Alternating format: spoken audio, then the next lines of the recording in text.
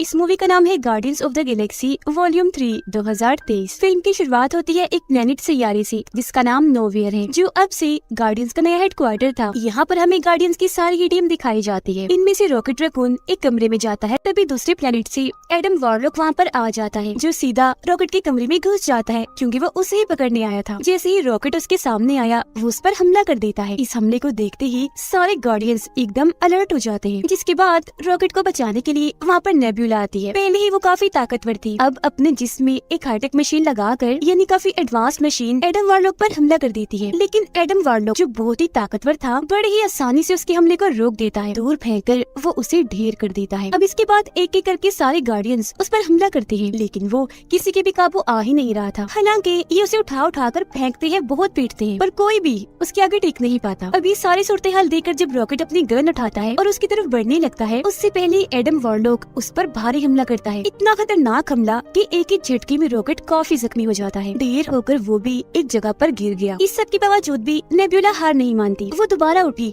अपने हाथ को तलवार बना लेती है, जिसे जाकर वो एडम वॉरलॉक के पेट में घुसा देती है, जिससे अब वो इतना जख्मी हो गया कि वहीं पर ही बेहोश हो जाता है। अब इससे पहले कि सारे गार्डियंस दोबारा से उस पर हमला करते, उससे पहले ही एडम वॉरलॉक उठता है और झट से नोवेयर से भाग जाता है। अब पीटर और उसका साथी रॉकेट के पास आते हैं, जो जख्मी हालत में वहाँ गिरा पड़ा था। उसका इलाज करने के लिए जख्मों को ठीक करने वाली एक डिवाइस वो उसके जिस्म से लगा देते हैं। लेकिन जैसे मशीन एक्टिवेट हुई, ऑन हुई, रॉकेट तड़पने लगता है। देखने से लग रहा था जैसे वो मशीन रॉकेट की जान ले रही है। ये देखकर फौरन नेब्यूला वहाँ पर भाग कर आई, पीटर से कहकर जल्दी से इस मशीन को बंद करवाती है। फिर वो रॉकेट के पूरे जिस्म को अच्छे से स्कैन करके चेक करके सबको बताती है कि असल में इसके जिस्म के अंदर बहुत सारी मशीन्स फिट की गई हैं। उन सारी मशीन्स के अंदर एक मशीन ऐसी भी है जिसे रॉकेट के दिल के पास लगाया गया है, और अगर किसी ने भी उस मशीन को निकाले बगैर रॉकेट का इलाज करने की कोशिश की तो वही मशीन रॉकेट की जान ले लेगी। और ये सब कुछ रॉकेट के साथ उस मशीन की वजह से हो रहा था, जो वो तड़प रहा था। सारे ही गार्डियंस रॉकेट को ठीक करने में लग जाते हैं, जबकि रॉकेट जो जख्मी पड़ा था, बेहोश था, उसे अपनी पुरानी यादें याद आने लगती है, यानी कि उसका माजी, गुजरा हुआ वक्त। उसकी यादों में दिखाया जाता है कि बहुत साल पहले रॉकेट एक छोटा सा रकून था, जो एक जानवर ही होता है, जो अपने जैसे बाकी रकून्स के साथ एक पिंजरे में कैद था। लेकिन एक दिन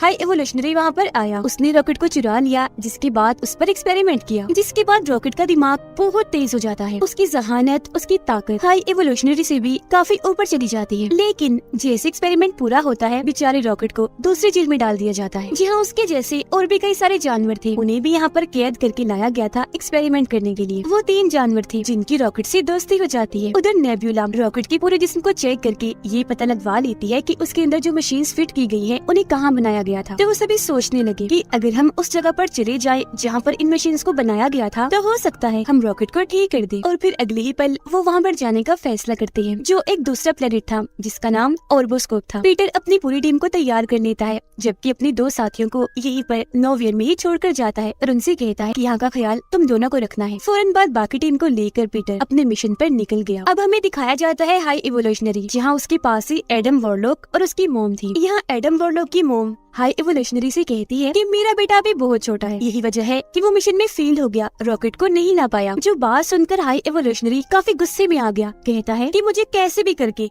रॉकेट चाहिए तो चाहिए। ये कहकर वो एडम वॉरलॉक को बहुत मारता है और उन माँ बेटे को ये धमकी देता है कि अगर अगली बार तुम रॉकेट को लाने में नाकाम रहे और उसे मेरे हवाले ना किया तो मैं तुम्हारी पूरी नस्ल को ही मार दूंगा। यहाँ हमें पता चलता है कि इस वक्त हाई इवोल्यूशनरी जहाँ पर है वो एक पूरा प्लेनेट है। ये पूरा ही प्लेनेट बिल्कुल हमारी जमीन अर्थ जैसा है, इसीलिए इसका नाम भी काउंटर अर्थ है। अब यहाँ हाई एवोल्यूशनरी इतना पागल, इतना अजीब है कि वो चाहता है कि जितने भी प्लैनेट्स और वहाँ पर रहने वाले जानवर और क्रिएचर्स हैं, वो सब एकदम परफेक्ट होने चाहिए, इन्हें हर लिहाज से बिल्कुल ठीक। इसीलिए वो अलग अलग प्लैनेट्स पर जाकर वहाँ के जानवर और क्रिएचर्स को उठाता है और उन पर एक्सपेरिमेंट करके बदलने की कोशिश करता है अपने मुताबिक। वो उन्हें इतना बदलता है कि उसकी सोच के मुताबिक वो परफेक्ट बन जाए। ऐसे ही फिर हाई एवोल्यूशनरी जानवरों और क्रिएचर्स को लेने के लिए जब प्लेनेट अर्थ पर गया, इन्हें हमारी जमीन पर, तो उसे अर्थ इतनी अच्छी लगी कि उसने ठान लिया कि अब मैं भी बिल्कुल प्लेनेट अर्थ जैसा ही एक प्लेनेट बनाऊंगा, जो दिखने में और उसका माहौल बिल्कुल अर्थ जैसा होगा। यहाँ तक कि वहाँ के घर और लोग भी प्लेनेट अर्थ जैसे होंगे, और यही वो प्लेनेट है जिसे काउंटर अर्थ कहते हैं।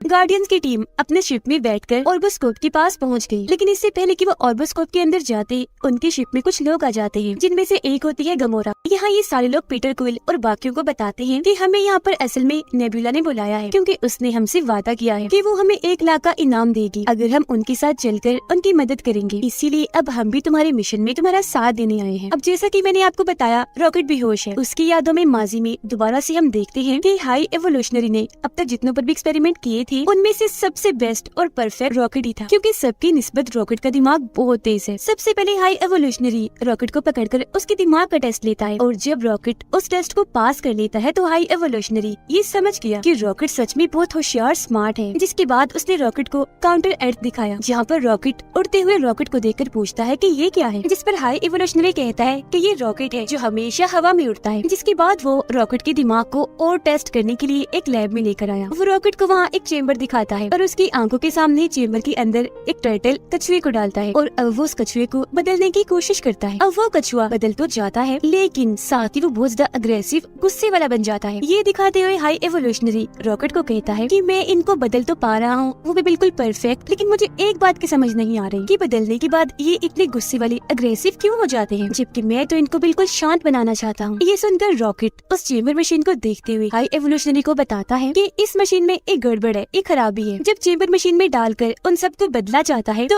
उनके बदलने के साथ साथ उनके दिमाग का एक केमिकल भी बदल जाता है, और वही वजह है इन सबके अग्रेसिव गुस्सैल होने का। तो अगर आप उस केमिकल को ही बदलने से रोक लेंगे तो ये सब बिल्कुल शांत हो जाएंगे जैसे आप चाहते हैं। रॉकेट की बात सुनकर हाई एवोल्यूशनरी बिल्कुल ऐसे ही करता है, और हैरत, ऐसा करने पर उसको पॉजिटिव रिजल्ट ही मिलता है। मतलब जैसा उन्होंने सोचा था वैसा ही होता है। हाई एवोल्यूशनरी ये देखकर काफी चौंक भी गया और खुश भी हो गया कि अब मैं अपने एक्सपेरिमेंट में कामयाब हो गया हूँ। हाई एवोल्यूशनरी इतना खुश था कि वो अपने साथियों को कहता है कि मुझे अपने इस प्रोजेक्ट रॉकेट का दिमाग चाहिए, ये बहुत ही स्मार्ट है, बहुत ही ज़हीन है। सच में उसके पास ऐसा दिमाग है जो मेरे पास भी नहीं। साथ ही हाई एवोल्यूशनरी को इस बात से भी गुस्सा था कि ये रॉकेट रकून मेरा ही सब्जेक्ट है, अपने एक्सपेरिमेंट के जरिए इसको मैंने ही ऐसा बनाया है, तो फिर ये मुझसे ज़हीन, मुझसे आगे कैसे हो सकता है। हालांकि ये तो छोटा सा क्रिएचर है, लेकिन फिर भी वो अपने साथियों को कहता है कि कल सुबह होते ही तुम इसको मार देना, इसका दिमाग निकाल कर मुझे दे देना, मैं इसके दिमाग पर एक्सपेरिमेंट करूंगा और ये पता लगवाऊंगा कि आखिर वो इतना क्रिएटिव कैसे सोच सकता है, और फिर उसकी मदद से मैं एक नई दुनिया बनाऊंगा जहाँ सिर्फ मैं उन्हीं क्रिएचर्स को रखूंगा जो हर लिहाज से पूरी तरह परफेक्ट होंगे, बिल्कुल मेरे मुताबिक। और हाँ, इसका दिमाग निकालने के बाद जो इसके साथी है ना, उनको भी मार देना, क्योंकि वो हमारे अब किसी काम के नहीं। इतना कहती रॉकेट को दोबारा उसकी जेल में बंद कर दिया जाता है। जेल में आते ही रॉकेट अपने साथियों को बताता है कि कल सुबह होते ही हम सबको मार दिया जाएगा, इसीलिए अब हमें कुछ भी करके यहाँ से निकलना होगा। जिसके बाद बाहर जो स्पेसशिप है उनमें बैठकर हम यहाँ से निकल जाएंगे। ये कहते ही रॉकेट वहाँ पर रखी हुई सारी चीजों को इकट्ठा करता है और एक चाबी बना लेता है। उस चाबी से अपनी जेल का ताला खोलता है और वहाँ से बाहर आ जाता है, और अपनी एक दोस्त जो उसे सबसे प्यारी थी उसको भी बाहर निकाल लेता है। लेकिन तभी वहाँ पर हाई एवोल्यूशनरी आ जाता है जो उसकी दोस्त को गोली मार देता है, जिससे रॉकेट की दोस्त की वहीं पर ही मौत हो जाती है। फिर हाई एवोल्यूशनरी उसे कहता है, मैं जानता था रॉकेट तुम यहाँ से भागने की कोशिश जरूर करोगे, तो इसीलिए मुझे यहाँ पर आना पड़ा, और अब मैं तुम्हारी बाकी साथियों को भी मार दूंगा और अभी के अभी तुम्हारा दिमाग निकालूंगा। सुबह तक का इंतजार मैं नहीं करने वाला। अपनी आंखों के सामने ही रॉकेट अपनी दोस्त को मरा हुआ देखकर बहुत दुखी हो जाता है, और अब उसे काफी गुस्सा भी आ गया था। वो हाई एवोल्यूशनरी पर हमला कर देता है, उसका मुंह नोचकर वहाँ से भाग जाता है। जैसे तैसे वहाँ से बाहर आकर स्पेसशिप में बैठा और उसे लेकर वहाँ से निकल गया। यानी इस तरह से वो हाई एवोल्यूशनरी की कैद से आजाद हुआ था। उधर गार्डियंस की पूरी टीम गमोरा के साथ मिलकर उस प्लेनेट ऑर्बोस्कोप में आ जाते हैं। फिर ये वहाँ पहुँचकर मेन एरिया में आ गए। इस जगह पर रॉकेट की सारी जानकारी थी। रॉकेट की फाइल को वहाँ से लेकर बाहर निकल आते हैं। फिर अपनी शिप में आने के बाद गार्डियंस की टीम रॉकेट की फाइल को खोलती है। उस फाइल के जरिए इन सबको पता चल जाता है कि अब तक रॉकेट के साथ क्या क्या हुआ। जिसके बाद रॉकेट की यादें, उसकी माजी की जो कहानी हमने देखी, वो सभी गार्डियंस की टीम भी देख लेती है। सभी गार्डियंस जान जाते हैं कि हाई एवोल्यूशनरी ने रॉकेट के साथ बहुत गलत किया है। वीडियो को देखकर नेबुला को रॉकेट पर बहुत तरस आने लगा। वो कहती है कि इतनी ज्यादती तो कभी भी किसी के साथ भी नहीं हुई। फिर सबको पता चला कि रॉकेट के दिल के पास जो मशीन है जो उसका इलाज उन्हें नहीं दे रही, उस मशीन को एक कोड डालकर निकाला जा सकता है, लेकिन वो कोड क्या है गार्डियंस को पता नहीं चल पाता। ऐसा इसलिए क्योंकि हाई एवोल्यूशनरी के लोग रॉकेट की फाइल से उस कोड को मिटा चुके थे, लेकिन गार्डियंस फाइल के जरिए ये पता लगवा लेते हैं कि उस कोड को मिटाया किसने है और अब उस कोड की जानकारी है किसके पास। तो अब ये फैसला करते हैं कि हम मिलकर उस आदमी के पास जाएंगे और उसे कोड छीनकर रॉकेट की जान बचाएंगे। लेकिन गमोरा ऐसा करने से मना कर देती है और उनसे कहने लगी कि वो आदमी इस वक्त हाई एवोल्यूशनरी के पास है, तो अगर हम वहाँ गए तो सारे मारे जाएंगे, इसीलिए अब मैं तुम्हारा साथ नहीं दे सकती। वो फिर अपने एक साथी को अपनी लोकेशन भेज देती है कि इस वक्त मैं कहाँ हूँ और मुझे जल्दी से लेने आ जाओ। लेकिन हम देखते हैं कि उसके साथी को ऑर्बोस्कोप में एडम वॉरलॉक और उसकी मॉम ने पकड़ लिया है। तो जैसे गमोरा अपनी लोकेशन भेजती है, उसके बारे में एडम वॉरलॉक और उसकी मॉम को भी पता चल गया था, तो इसीलिए वो गार्डियंस को पकड़ने के लिए जाने लगते हैं। उधर गार्डियंस जैसे ही हाई एवोल्यूशनरी के पास पहुंचते हैं तो वो इन्हें बताता है कि जानते हो मेरा प्लान क्या है, अब मैं तुम सबको मार दूंगा और तुमसे रॉकेट को हासिल कर लूंगा जो मेरा सब्जेक्ट है। ये सब कुछ मैंने ही किया है, तुम्हें यहाँ पर अपने प्लान के जरिए मैंने ही बुलाया है। जिसके बाद अपने लोगों को वे हुक्म देता है कि बाहर गार्डियंस की शिप में रॉकेट है, जल्दी से जाकर उसे ले आओ। फिर हाई एवोल्यूशनरी जाकर अपनी शिप में बैठ जाता है और अपने लोगों को हुक्म देता है कि अब मेरे जाने के बाद इस पूरे प्लेनेट को तबाह कर दो। उसके लोग ऐसे ही करने लगते हैं, शिप को उड़ाकर धीरे धीरे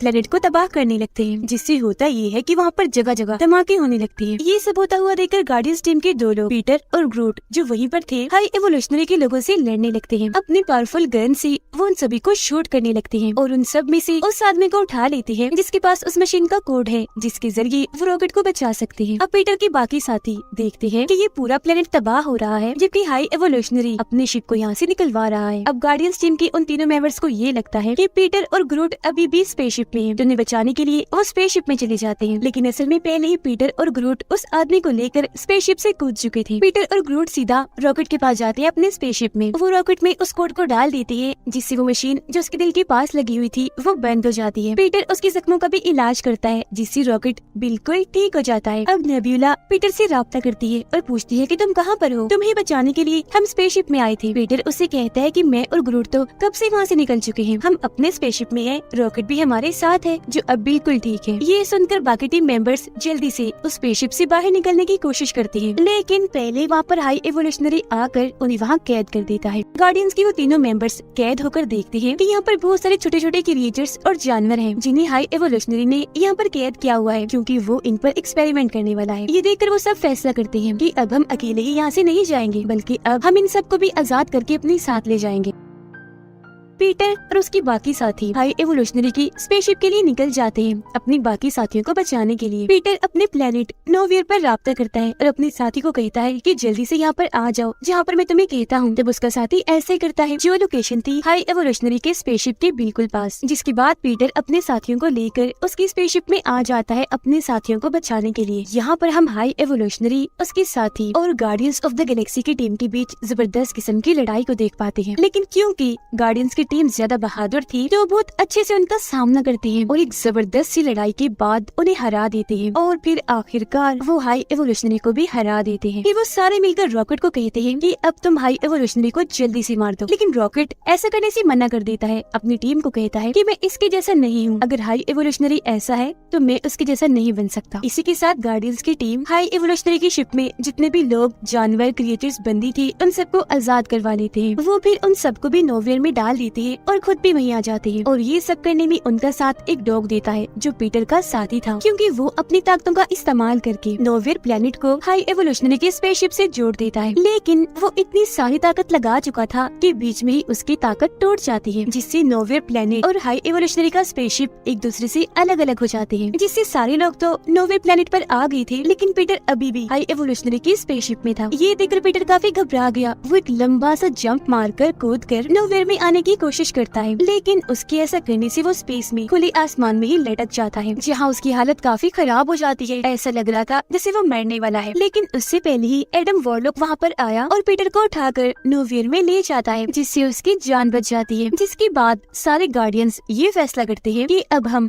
इन सभी जानवर, क्रिएचर्स और इंसानों को लेकर एक नई दुनिया बनाएंगे, जहाँ वो उन सबको एक अच्छी जिंदगी देंगे और उन सबको वो बनने देंगे जो उनकी ख्वाहिश है। अब पीटर रॉकेट को guardians of the Galaxy team का लीडर बनाकर अपने साथियों को कहता है कि मैं बचपन से ही स्पेस में हूँ, इन्हीं दूसरे प्लेनेट पर, इतने अरसे से अपनी फैमिली से दूर, लेकिन अभी भी जमीन पर मेरे नाना जी जिंदा होंगे, मुझे उनसे मिलने जाना है। तो कुछ टाइम के लिए मैं अपने काम से ब्रेक ले रहा हूँ। जिसके बाद गमोरा और पीटर की एक और साथी अपने अपने सफर पर निकल जाती है, क्योंकि उन दोनों को भी वो करने की ख्वाहिश थी जो वो खुद करना चाहती है। अब उनके बाद जितने भी लोग बचते हैं उन सबको एक करके रॉकेट एक टीम बनाता है, जिनकी अब इस नई टीम के अंदर एडम वॉरलॉक भी होता है, क्योंकि वो सुधर गया था। पीटर जमीन पर आ गया था, जहाँ आकर वो अपने नाना जी से मिलता है। वो भी उसे देखकर बहुत खुश हो जाते हैं। नोवेयर में गार्डियंस ऑफ द गैलेक्सी का एक मेंबर डांस कर रहा होता है। उसे देखकर वहाँ पर जो बच्चे थे वो भी डांस करने लगते हैं, और उनको देखकर गार्डियंस ऑफ द गैलेक्सी की बाकी टीम भी नाचने लगती है, क्योंकि उन्हें अपनी ये जिंदगी बहुत पसंद आ रही थी। अब वो बहुत खुश थे। और इसी के साथ ये शानदार मूवी इधर ही खत्म हो जाती।